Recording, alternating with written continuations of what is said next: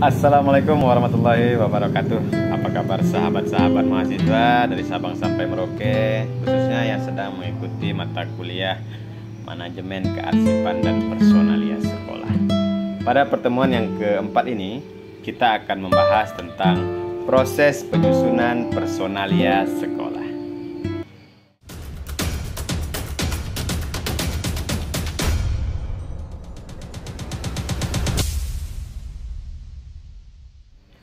Sahabat-sahabat mahasiswa, sumber daya terpenting suatu organisasi adalah sumber daya manusia, orang-orang yang memberikan tenaga, bakat, kreativitas, dan usaha mereka kepada organisasi. Beberapa tugas-tugas kepemimpinan kritis manajer mencakup penarikan, penyeleksian, pengembangan, dan penggunaan sumber daya manusia dalam pencapaian tujuan sebuah organisasi.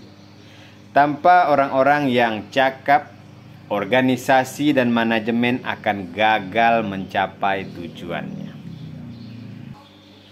Penyusunan personalia adalah salah satu fungsi dari manajemen untuk menetapkan tenaga pekerjanya dalam struktur organisasi. Fungsi ini berhubungan erat dengan fungsi pengorganisasian atau organizing, di mana setelah dibentuk struktur organisasi serta pekerja yang sesuai dengan yang diinginkan, kemudian disusun personalia sesuai dengan pekerjaan yang ada. Penyusunan personalia adalah fungsi manajemen yang berhubungan dengan penentuan kebutuhan tenaga kerja, seleksi, serta pengembangan tenaga kerja. Penyusunan personalia adalah fungsi manajemen yang berkembang dengan penarikan, penempatan, pemberian latihan, dan pengembangan anggota-anggota organisasi. Kegiatan-kegiatan penyusunan personalia sangat erat hubungannya dengan tugas-tugas kepemimpinan, motivasi, dan komunikasi, sehingga pembahasannya sering ditempatkan sebagai bagian dari fungsi pengarahan. Kegiatan-kegiatan penyusunan personalia sangat erat hubungannya dengan tugas-tugas kepemimpinan, motivasi, dan komunikasi, sehingga pembahasannya sering ditempatkan sebagai bagian dari pengarahan. Tetapi fungsi ini berhubungan erat dengan fungsi pengorganisasian, di mana pengorganisasian mempersiapkan kendaraannya dan penyusunan personalia mengisi pengemudinya yang sesuai dengan posisi kerja yang ada. Hal ini tidak perlu menjadi perdebatan yang panjang, karena semua fungsi manajemen saling mengait dan mempengaruhi satu dengan yang lain. Akhirnya, fungsi penyusunan personalia harus dilaksanakan oleh semua manajer, baik mereka yang mengelola perusahaan besar ataupun perusahaan kecil, baik itu lembaga pendidikan atau lembaga madrasah yang ada. Sahabat-sahabat anak Parit, dalam perencanaan personalia, setidaknya ada beberapa hal yang dapat dilakukan. Yang pertama itu adalah penentuan kebutuhan jabatan yang harus diisi. Tahapan penentuan kebutuhan jabatan yang harus diisi oleh sumber daya manusia dimulai dengan penentuan tujuan dan rencana organisasi. Penentuan spesifikasi jabatan, memperbanyak jumlah seluruh karyawan yang dibutuhkan selama periode tertentu. Kemudian mempertimbangkan persediaan karyawan yang telah tersedia untuk melaksanakan berbagai pekerjaan dan akhirnya berbagai jenis program kegiatan kerja. dan pemenuhan kebutuhan sumber daya manusia harus ditetapkan. Yang kedua itu pemahaman pasar tenaga kerja yang ada, di mana ada calon karyawan yang potensial. Sebagian besar manajer sumber daya manusia yang efektif menyadari bahwa sumber-sumber penawaran dapat menentukan sumber daya manusia dengan kualitas yang sama antar perusahaan dengan universitas dalam penarikan tenaga kerja. Nah, jadi dalam perencanaan personalia itu, yang pertama adalah kita harus melihat penentuan kebutuhan jabatan yang harus diisi, dan yang kedua pemahaman pasar tenaga kerja yang ada, di mana ada calon karyawan yang potensial untuk membantu sebuah organisasi. Dalam ini adalah lembaga pendidikan. Proses penyusunan personalia dapat dipandang sebagai serangkaian kegiatan yang dilaksanakan secara terus-menerus untuk menjaga pemenuhan kebutuhan personalia organisasi dengan orang-orang yang tepat dalam posisi-posisi tepat dan waktu yang tepat. Kemudian selanjutnya itu adalah seleksi. Seleksi adalah pemilihan seseorang tertentu dari sekelompok karyawan-karyawan potensial untuk melaksanakan suatu jabatan tertentu. Langkah-langkah dalam prosedur seleksi biasanya itu yang pertama adalah wawancara pendahuluan, pengumpulan data-data pribadi, pengujian, wawancara yang lebih mendalam, pemeriksaan referensi prestasi, pemeriksaan kesehatan, keputusan pribadi, orientasi jabatan, dan orientasi karyawan baru. Kemudian selanjutnya itu adalah tahap orientasi. Kadang-kadang tahap orientasi ini dikenal juga sebagai tahap induksi ya. Tahap orientasi ini merupakan kegiatan pengenalan dan penyesuaian karyawan baru dengan organisasi.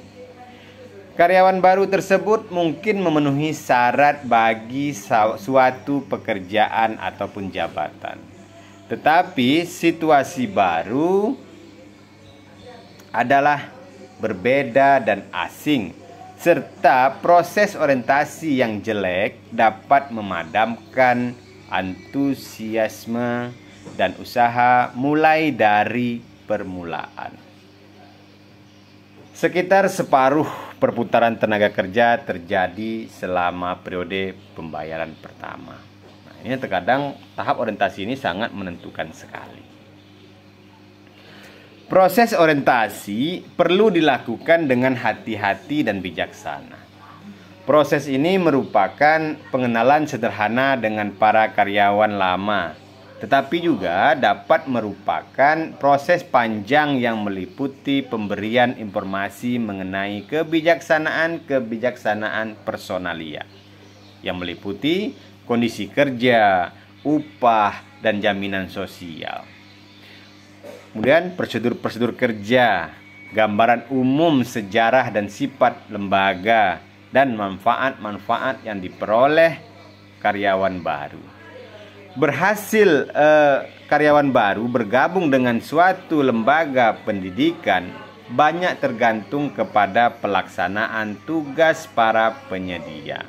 Oleh sebab itu, sering dipakai ukuran kepuasan para penyedia dan karyawan-karyawan lama terhadap masuknya karyawan baru tersebut.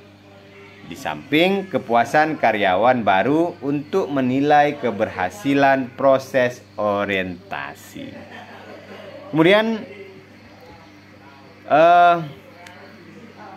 pemberian kompensasi kepada karyawan. Sahabat-sahabat mahasiswa, kompensasi adalah pemberian kepada karyawan dengan pembayaran finansial sebagai balas jasa untuk pekerjaan yang telah dilaksanakan dan sebagai motivator untuk pelaksanaan kegiatan di waktu yang akan datang. Bagi manajemen, masalah kompensasi karyawan mungkin merupakan masalah personalia yang membingungkan dan paling sulit. Walaupun pengupahan harus mempunyai dasar yang logik dan dapat dipertahankan, hal ini mencakup banyak faktor-faktor emosional dari sudut pandang para karyawan. Pendapatan karyawan adalah bagian terbesar dari daya belinya yang digunakan untuk membeli barang-barang dan jasa-jasa hasil produksi sebuah lembaga. Penentuan kompensasi ditentukan oleh interaksi 3 faktor. Yang pertama, kesediaan membayar. Kesediaan membayar adalah bukan merupakan pernyataan yang berlebihan untuk menyatakan bahwa para manajer sebenarnya ingin membayar upah secara adil. Oleh sebab itu, para manajer juga merasa bahwa para karyawan seharusnya melakukan pekerjaan sesuai dengan yang mereka terima. Yang kedua, kemampuan membayar. Tanpa memperhatikan semua faktor lainnya, dalam jangka panjang realisasi pemberian kompensasi akan tergantung pada kemampuan membayar dari sebuah lembaga. Seperti ditujukan sebelumnya, kemampuan membayar perusahaan lembaga tergantung pada pendapatan yang diraih, di mana hal ini tergantung kepada produktivitas dari karyawan. Kemudian yang ketiga, persyaratan pembayaran. Dalam jangka pendek, pengupahan dan pengajian sangat tergantung pada tekanan-tekanan eksternal dari pemerintah, organisasi karyawan, kondisi permintaan dan penawaran tenaga kerja, dan para pesaing. Baik sahabat-sahabat semua, demikianlah uraian singkat kita merupakan sebagai pengantar dalam proses penyusunan personalia sekolah. Semoga konten singkat ini bisa membuka cakrawala sahabat-sahabat semua untuk belajar lebih mendalam, kaji lebih mendalam tentang bagaimana proses penyusunan personalia yang baik di sekolah ataupun di madrasah. Oke, sahabat-sahabat semua, demikian uraian singkat saya. Semoga konten singkat ini bermanfaat untuk kita semua. Saya dosen pengampu mata kuliah Manajemen Kearsipan dan Personalia Lembaga Pendidikan pada program studi Manajemen Pendidikan Islam, Fakultas Ilmu Agama Islam, Universitas Islam Indragiri. Mohon maaf jika ada kesalahan, dan saya akhiri. Assalamualaikum warahmatullahi wabarakatuh.